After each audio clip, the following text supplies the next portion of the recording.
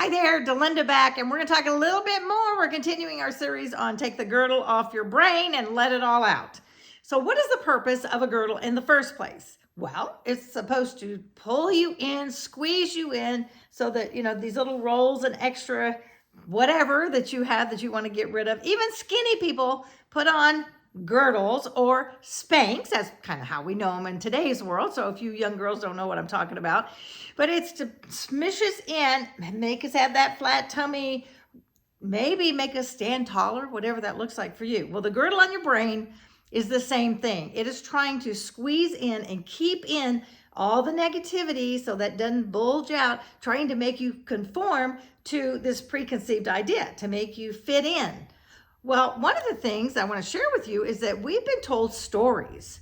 Okay, I grew up being told that boys are smarter than girls. Can you believe that? Anyway, boys are smarter than girls. They do math better. Girls can't be good at math anyway. So when I would come home with an A or something, A or a B on math, my parents said, well, girls aren't good at math. It's just a fluke. Well, come on. There's things that we've all been raised with.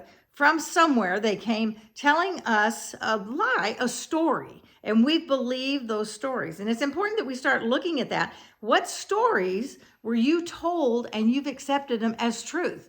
Well, girls aren't good at that anyway, whatever that looks like. Well, girls can only do this, or girls can only do that. I don't know what they tell boys. I'm just saying, I know from a fact that that's what I was raised with, knowing those particular things. So look at your life and think, what are the stories that you were told that are not true that you can change? Because once, like for instance, the math thing, that isn't true from a logical standpoint as an adult, but we still go back to that and believe those stories. So we need to look at those stories. That's part of that girdle that squishes us in, right?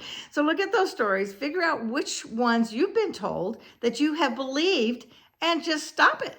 You get to say, well, that is so not true. But you don't realize you're doing it until you really examine what those stories are. All right, that's the duo for today. Think of those stories. I want you to change the narrative. And then remember that life's not a matter of chance. It's a matter of choice. And you can choose to believe differently. All right, I'll see you next time. And I'm going to give you 3 questions to ask yourself when you feel yourself going down that hole and going back to that frustration and self-doubt. All right, see you soon. Bye.